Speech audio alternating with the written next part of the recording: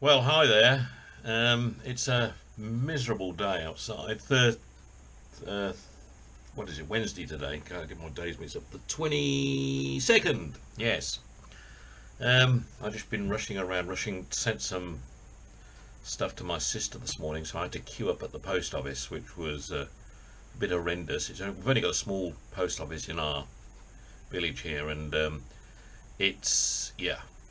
Obviously, I picked the wrong day because it was full of people, senior citizens, queuing up like myself. Oh well, that's a senior citizen. I had to post something to my sister, and it was a bit laborious. But anyway, got it done, and another job done. A friend of mine in South Africa, Brian, has sent me some terrible looking robberies that are going on. I don't know if it's the same robbery, just different. One with an in-store camera and one with someone who shot something from their mobile phone from an upstairs. I know that one is Tiger Valley Centre. Tiger Valley Centre, I know, near Durbanville, just outside of Cape Town. I know well. In fact, I used to have a Dion store in Tiger Valley Centre. I don't know. I suppose it's a game store now.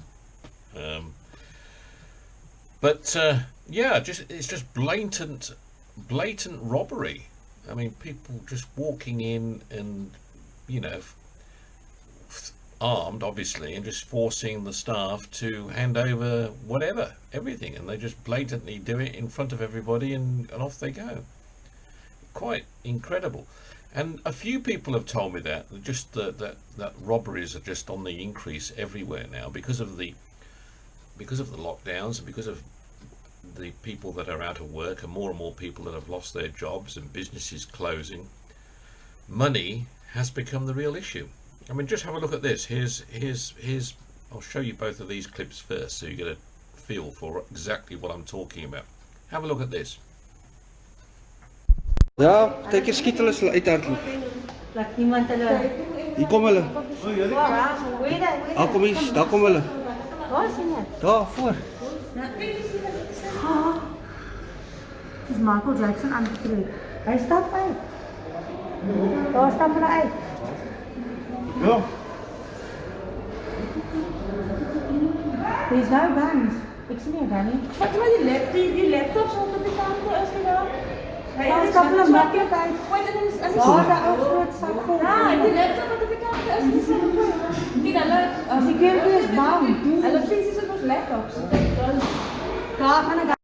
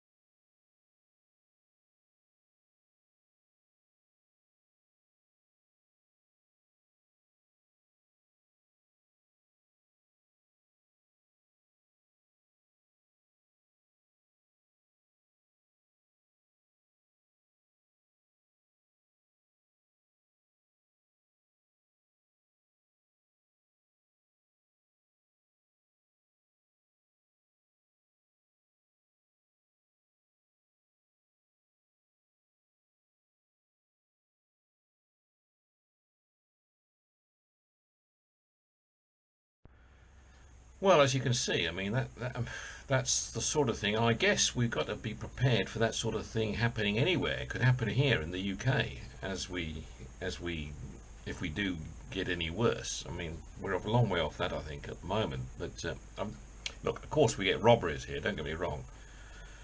And South Africa has had its fair share of robberies over the years. But to me, it's getting to a point now where these sort of things are happening daily in broad daylight, and people just don't care.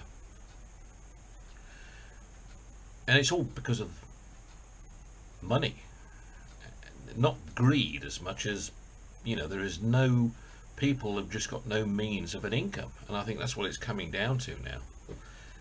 As tough as that may sound, and I'm not making any excuses for thieves and gangsters, but we are going to end up in a society where these sort of people are going to rule if we're not careful.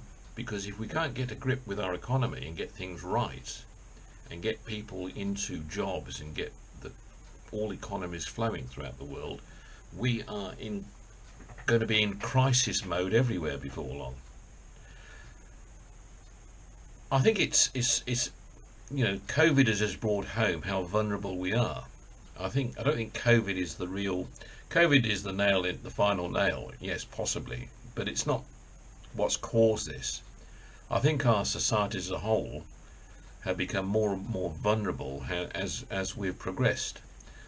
We've had to rely on certain conditions, and money being an economic necessity that we've all had to go out and do, be it whatever, making gizmos, building gizmos, eating gizmos, whatever the case is. We've had to, money has become the primary factor here, and it's taken many generation after generation to work to where we are. And I think if we stop and look at this now, we're all clearly been going in the wrong direction. There's no doubt about that. We've lost the whole fundamental point about what life is all about, what living's all about. We've got to a stage in our lives, and look, South Africa is in a different position to the UK, for example. We haven't got that sort of thieving in broad daylight going on over here, but we do have a kind of issue with the way we have put ourselves into an economic environment of structure where everything is costing more than what it should, and it's all been built up. We're paying more than what we should have to for our services. We're paying more than what we should have to for our utilities, gas, electricity, water, etc. We're paying more than what we should have to for properties, for buying houses, for renting houses.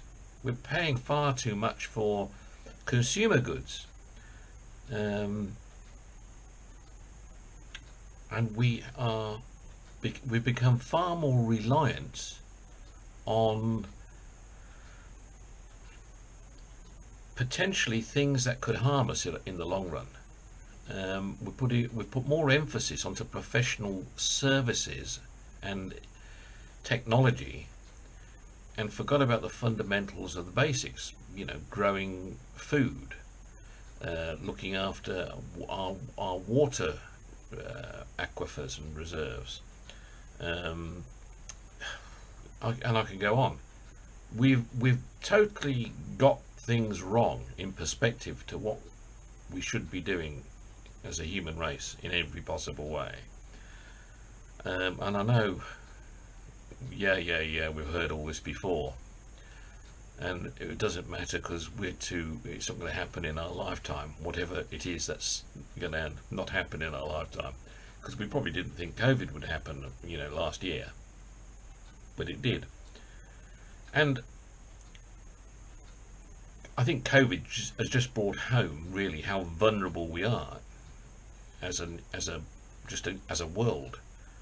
we've found ourselves in a situation where everyone has been affected by the economics of COVID. COVID has put panic into the human race, which has meant the economics has gone sky high out the way, and money has become a problem.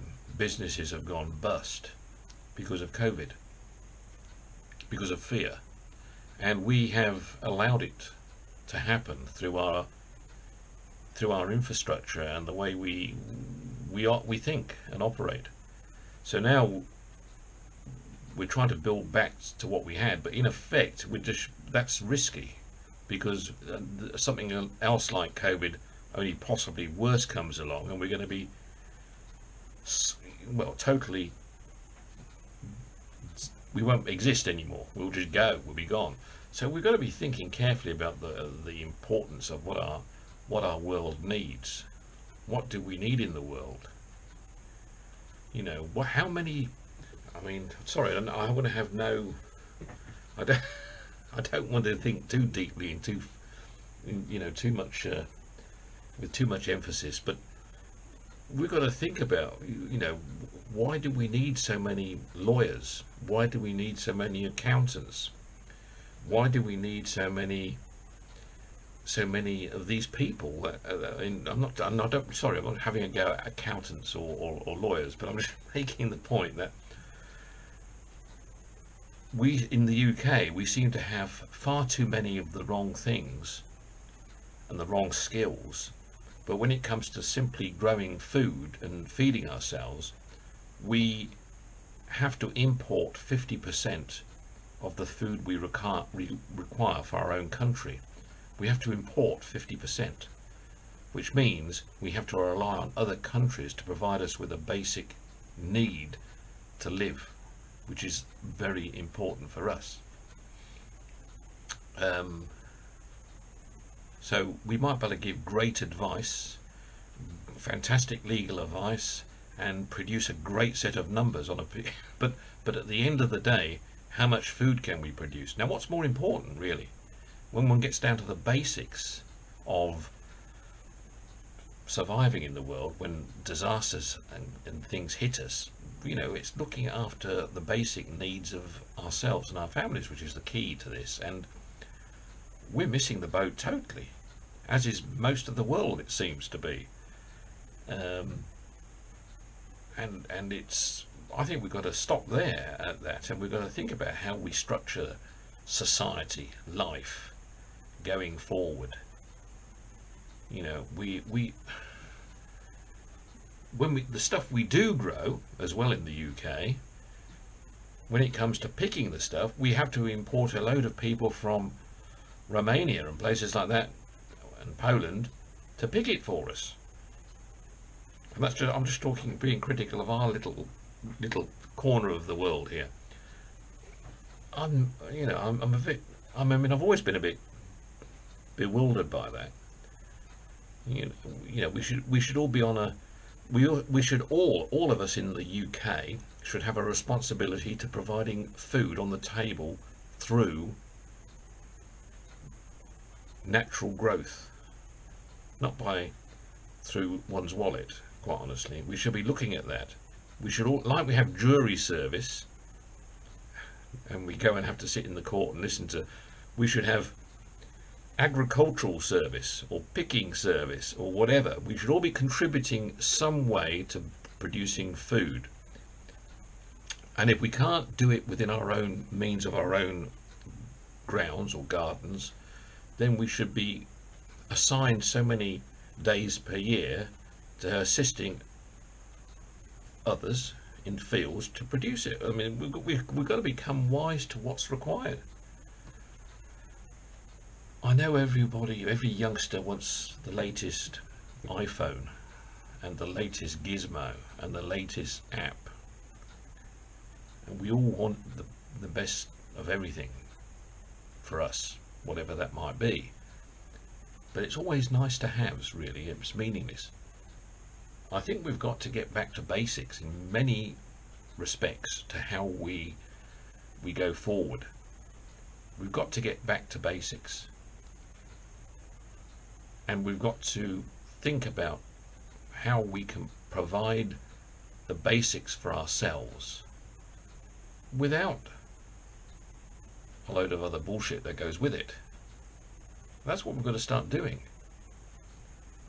You know, it's got to be that way. I don't know how I can make it any simpler, but we've got to actually, and costs have got to start realigning themselves with what's real. What is a real cost? I mean, I've just been dealing with my electricity bill and gas bill again. I've been on I pay an amount every month, which is calculated based on my usage, and then every 6 months I take readings, and it's an automatic transfer out of my account every month. This month they decided to take a colossal amount out of my account. Well, they couldn't actually, because my working account, I always make sure I only have sufficient money for the budget that I provide, because I don't allow money to build up in that account. It goes into my savings account. Anything it's surplus to the required amount.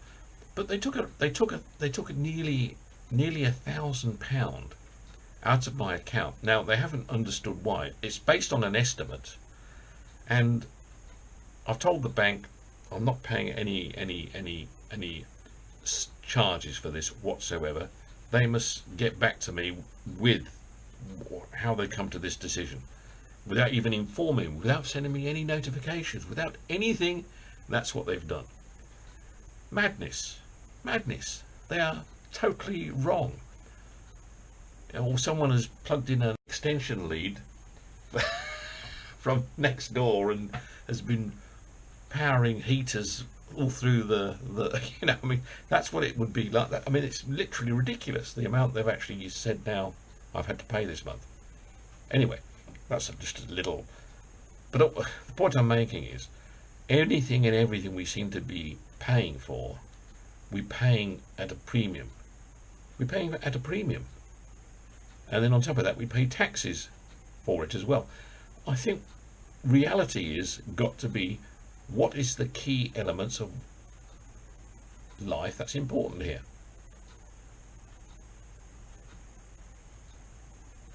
What's important? I know it's fantastic to start with £1, turn it into £5, turn it into £100, turn it into £1,000, turn it into £1 million. Clever people do those sort of things. I do realise that. But it's no good to you if you can't grow food and you don't know how to get food, because you haven't got enough money to get the food, because food has become the scarcity of all. Then what? £1 million means nothing. It's like the gold bars. It means nothing. Absolutely nilch. Absolutely not worth anything if we don't have a plan for feeding the world as we progress going forward. People tend to turn to crime because they can't put food on the table. It starts there, always. They can't afford food, they can't put food on the table, things go pear-shaped. That's what happens in countries like South Africa to a large extent. And that's what will happen everywhere else in the world as well, if we allow it to, if we let it happen. Yes, I know we need the fancy cell phone, and we must have that computer game. But before we have those things, we must have the food. And that's all I'm saying. We're fortunate. We live in this environment where we think it's all okay. But it's changing. Talk to you again soon. Bye-bye.